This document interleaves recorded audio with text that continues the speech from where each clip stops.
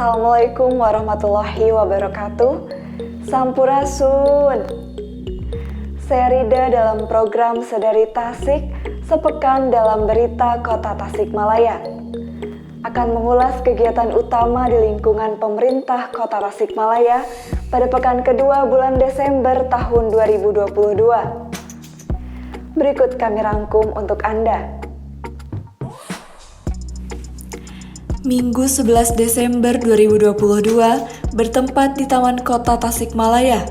Dinas Kesehatan Kota Tasikmalaya menyelenggarakan acara puncak peringatan Hari AIDS Sedunia tahun 2022.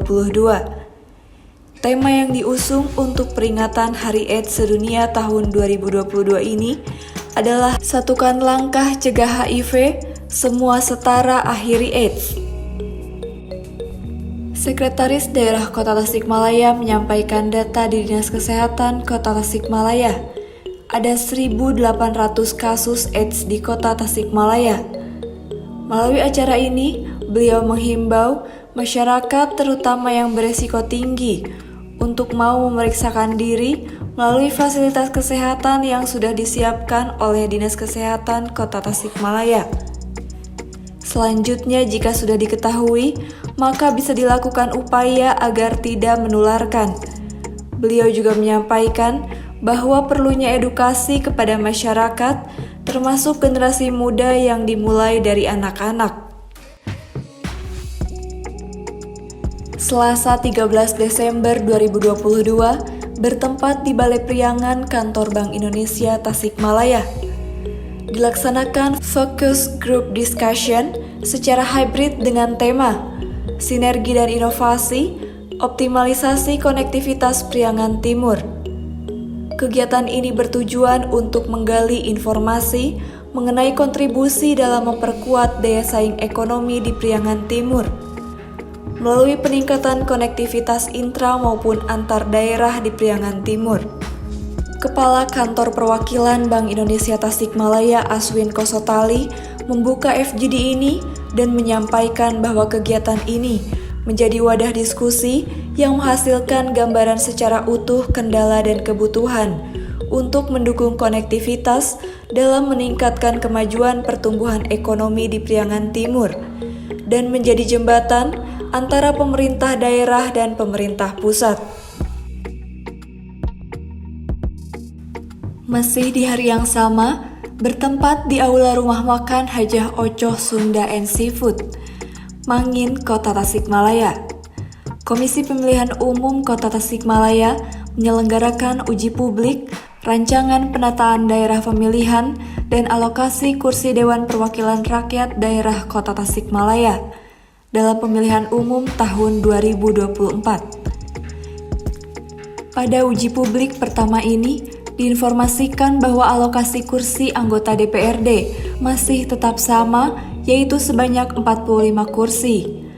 Namun untuk daerah pemilihan, terdapat 3 rancangan penataan dapil yang telah disusun berdasarkan prinsip-prinsip yang telah ditetapkan dalam peraturan perundang-undangan. Selanjutnya bertempat di Krakatau Ballroom Hotel Horizon Kota Tasikmalaya. Dinas Pendidikan Kota Tasikmalaya menyelenggarakan bimbingan teknis media belajar generasi juara untuk jenjang SMP dan perangkat study center Jabar Juara jenjang SD dan SMP dari Bantuan Keuangan Provinsi Jawa Barat tahun anggaran 2022. Kepala Bidang Pembinaan Sekolah Menengah Pertama Dinas Pendidikan Kota Tasikmalaya Asep Rusyadi menyampaikan bahwa bantuan ini mendukung sekolah-sekolah untuk memberikan pelayanan pendidikan berbasis IT. Diharapkan melalui fasilitas media belajar ini, Kota Tasikmalaya bisa terdepan dalam digitalisasi. Selanjutnya, pelayanan pendidikan di Kota Tasikmalaya harus lebih optimal dan mutu pendidikan pun akan meningkat. Sore harinya, bertempat di Bank Sampah Tunas Mulia Kelurahan Ciherang, Kecamatan Ciberem, penjabat Wali Kota Tasikmalaya Dr. C. Firgoansyah SSTPME melakukan pertemuan dengan camat dan lurah sekota Tasikmalaya.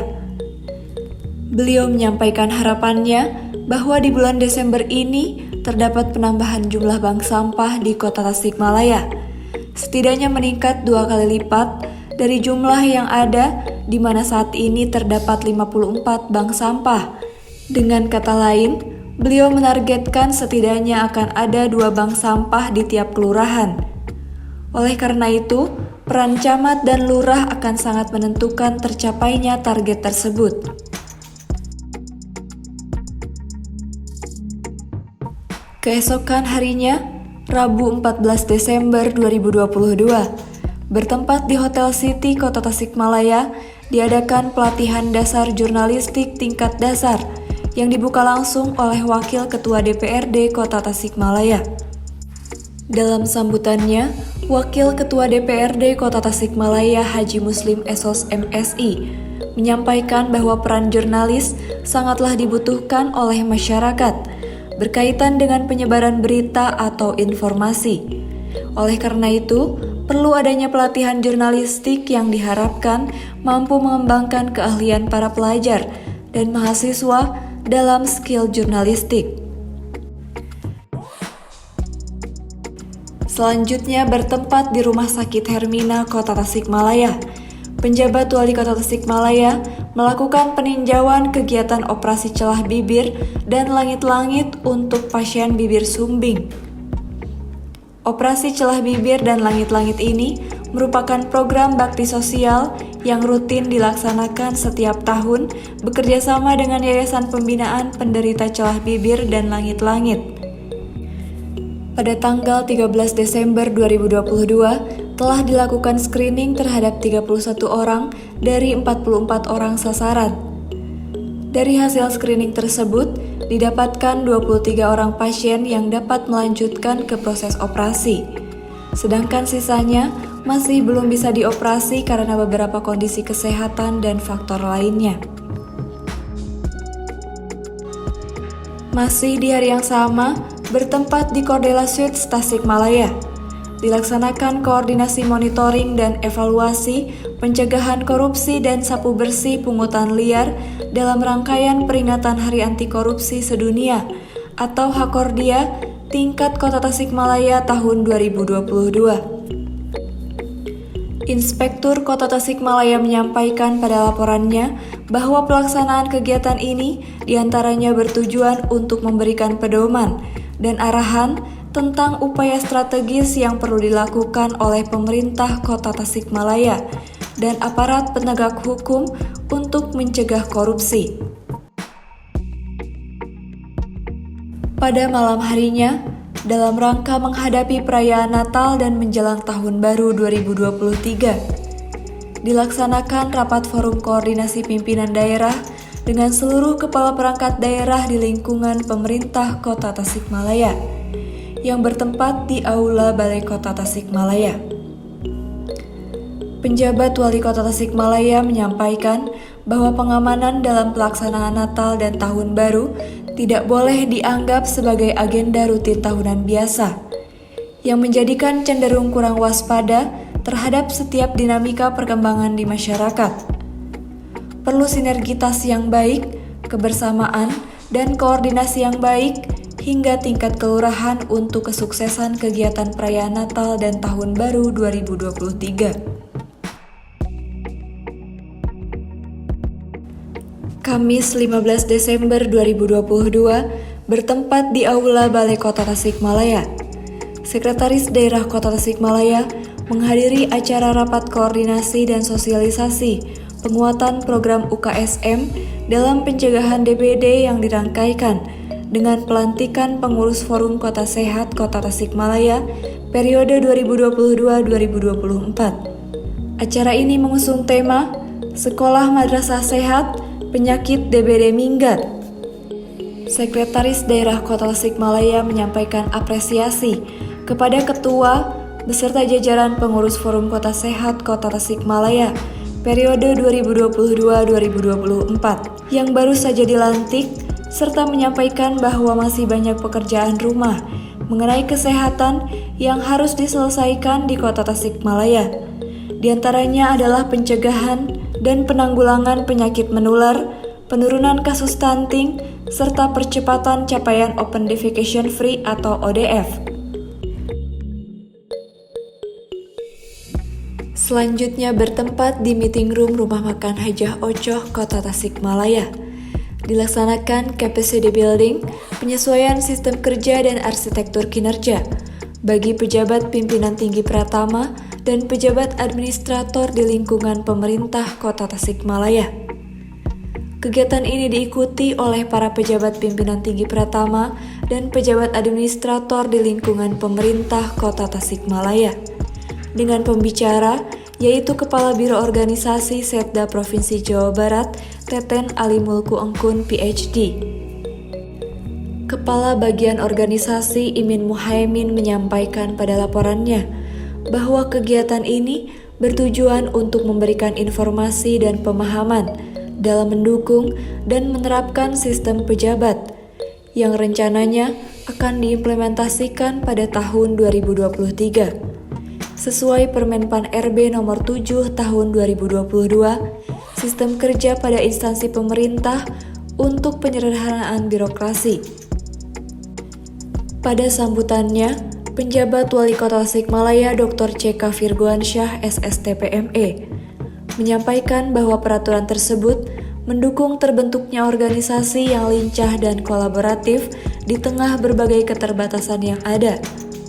Selain itu, sistem kerja baru harus didukung pula dengan penyesuaian arsitektur kinerja yang terdefinisi dengan jelas dan memenuhi kriteria SMART, Specific, Measurable, Attainable, Relevant, and Time-bound, sehingga kinerja setiap unit organisasi hingga kinerja individu dapat sinergis dalam mendukung pencapaian tujuan pemerintah Kota Tasikmalaya. Selanjutnya bertempat di Hotel Horizon, Kota Tasikmalaya. Kantor Pelayanan Pembendaharaan Negara atau KPPN Tasikmalaya menyelenggarakan penyerahan daftar isian pelaksanaan anggaran atau DIPA tahun anggaran 2023 serta penandatanganan Fakta Integritas dan peringatan Hari Anti Korupsi Sedunia tahun 2022 Satuan Kerja Lingkup KPPN Tasikmalaya. Pada kesempatan ini, KPPN Tasikmalaya juga memberikan penghargaan dan apresiasi atas kinerja pelaksanaan anggaran tahun 2022 kepada satuan kerja berprestasi.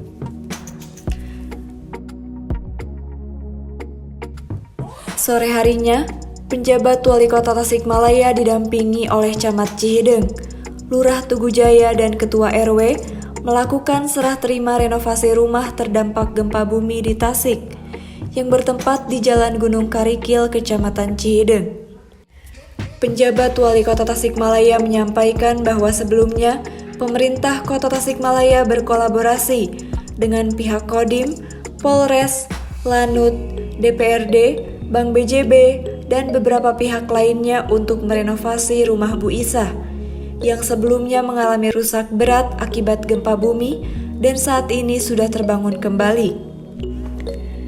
Kepada masyarakat Kota Tasikmalaya, beliau berpesan agar selalu siaga jika terjadi gempa dan waspada terhadap banjir saat hujan deras. Selain itu, beliau menghimbau untuk tidak membuang sampah sembarangan sehingga dapat mengurangi potensi sumbatan aliran air. Itu tadi kegiatan-kegiatan utama di lingkungan pemerintah Kota Tasikmalaya pada pekan kedua bulan Desember tahun 2022. Wassalamualaikum warahmatullahi wabarakatuh.